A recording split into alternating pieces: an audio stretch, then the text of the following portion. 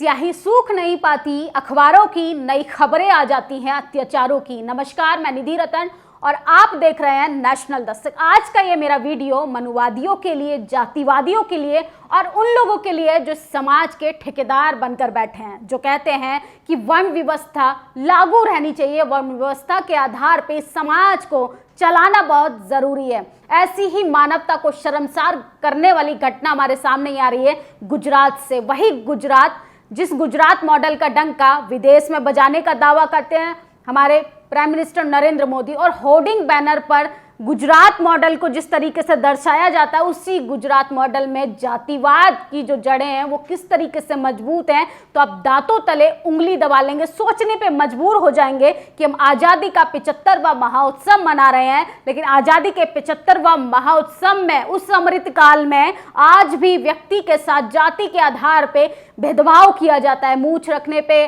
मार दिया जाता है, घोड़ी चढ़ने पे रोका जाता है। सोचिए, उसी आज़ादी का 75वें महोत्सव की मैं बात कर रही हूँ, जिसका डंका विदेशों में हमारी भारतीय जनता पार्टी बजा रही है। ये खबर है गुजरात से, पालनपुर से। अच्छे कपड़े, चश्मा पहनने पे दलित युवक को पीटा और 7 लोगों पर केस दर्ज हो गया।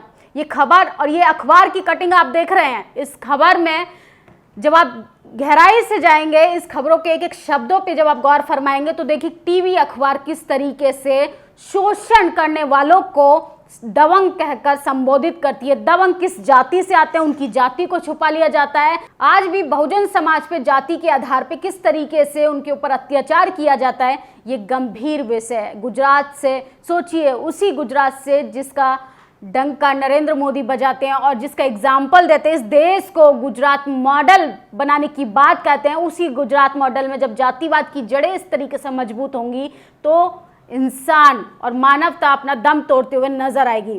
पालनपुर गुजरात के बानसकाठा जिले में एक दलित युवक के अच्छे कपड़े और धूप का चश्मा पहनने से नाराज दबंगों ने उसकी पिटाई कर दी और पुलिस ने उनको गिरफ्तार कर लिया। सोचिए, सिर्फ गिरफ्तार कर लिया, उनके ऊपर कोई कार्रवाई नहीं होगी, किसी भी आरोपी को ना जेल भेजा जाएगा, ना कोई इन्वेस्टिगेशन होगी, क्योंकि ये हमारी समाज की जो परंपराएं हैं। जातिवाद को हम परंपराओं का नाम देते हैं, जातिवाद को हम वर्ण व्यवस्था और समाज की पराकाष्ठा से जो ढकने की कोशिश करते हैं, ये मानवता के लिए शर्मसार है। एक तरफ तो चर्चाओं का विषय बने हुए हैं राहुल गांधी, विदेश में अमेरिका में जाकर स्पीच देते हैं और भारतीय जनता पार्टियों की कमियां गिनवाने की एक लंबी लिस्ट जारी करते हैं। लेकिन उन्हीं के राजस्थान की बात करें, राजस्थान में आए दिन हमारे सामने एट्रोसिटीज़ की ऐसी खबरें आती हैं कि जिसको देखकर रोंगटे खड़े हो जाते हैं। कभी जितेंद्र मेघवाल हो, इंद्र मेघवाल हो, घोड़ी चढ़ने पर, पानी पीने पर हमारे समाज के लोगों को मार दिया जाता है। और जो लोग कहते हैं कि जातिवाद खत्म हो चुका है, वो जरा देखें गुजरात मॉडल की तस्वीरें, किस तरीके से अच्छे कपड़े पहनने पर, चश्मा पहनने पर, मूंछ रखने पर, पानी पीने पर, मटके छूने पर हत्याएं कर दी जाती हैं और कोई भी इन्वेस्टिगेशन नहीं होती है। जाति के आधार पे प्रशासन भी कहीं ना कहीं बायस्ड होता है। और ये क्लिप आप देखेंगे, ये टीना डाबी हैं जो राजस्थान की कलेक्टर है, वो खुद कहती हैं कि कहीं ना कहीं प्रशासन में बैठे लोग भी बायस्ड होकर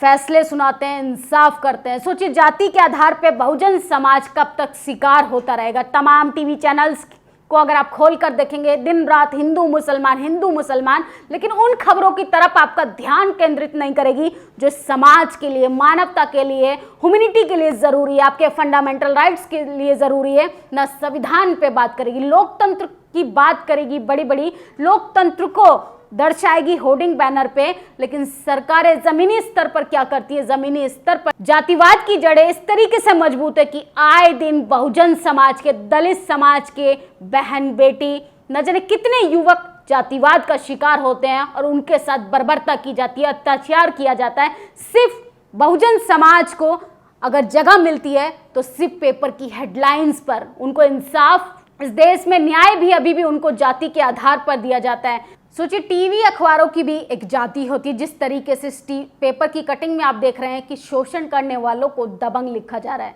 आखिर इन दबंग लोगों की जाति बताने का अगर अखबार प्रयास करता तो शायद हमारे समाज में जागरूकता पैदा होती, तो शायद इस समाज में मूंछ रखने पर, घोड़ी चढ़ने पर, धूप का चश्मा पहनने पर, अच्छे कपड़े पहनने पर, अच्छा खाना खाने पर इस तरीके से अत्याचार सहना नहीं पड़ता। इसलिए बहुजन समाज को ये सोचने की ज़रूरत है कि आप कब तक मानसिक गुलाम रहेंगे, आप कब तक उन गुलामों की जंजीरों में जकड़े रहोगे खुद को, जो आपके हक अधिकारों को कुचलकर, आपकी डिग्निटी को कुचल, आपको एक सम्मानजनक जीवन जीने से रोकता है। इस वीडियो पर आप लोग अपनी राय कमेंट बॉक्स में ज़रूर बताएं कि गुजरात में जिस तरीके से अच्छे कपड़े पहनने पर, धूप का चश्मा पहनने पर लोगों के साथ बर्बरता की जाती है, उनके साथ मारपीट की जाती है, तो किस तरीके से हम इस एट्रोसिटीज़ को रोक सकते हैं, किस तरीके से हम समाज में सोशल अवेयरनेस पैदा कर सकते हैं।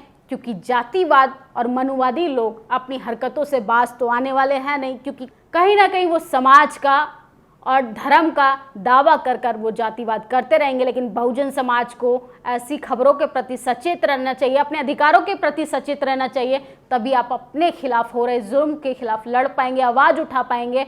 और जो समाज आवाज़ नहीं उठाता वो समाज कहीं ना कहीं अत्याचार सहता रहता है, उसकी आने वाली पीढ़ियां भी अत्याचार सहती रहती हैं। एक गुलाम समाज, गुलाम जनरेशन पैदा करता है। इसलिए अब आपको तय करना है कि आपको अभी भी आज़ादी के 75 साल बाद भी ऐसी जाति भेदभाव की जंजीरों में जकड़े रहना है जो आपकी आने वाली पीढ़ियों को गुलामी की ओर ढकेलता हो।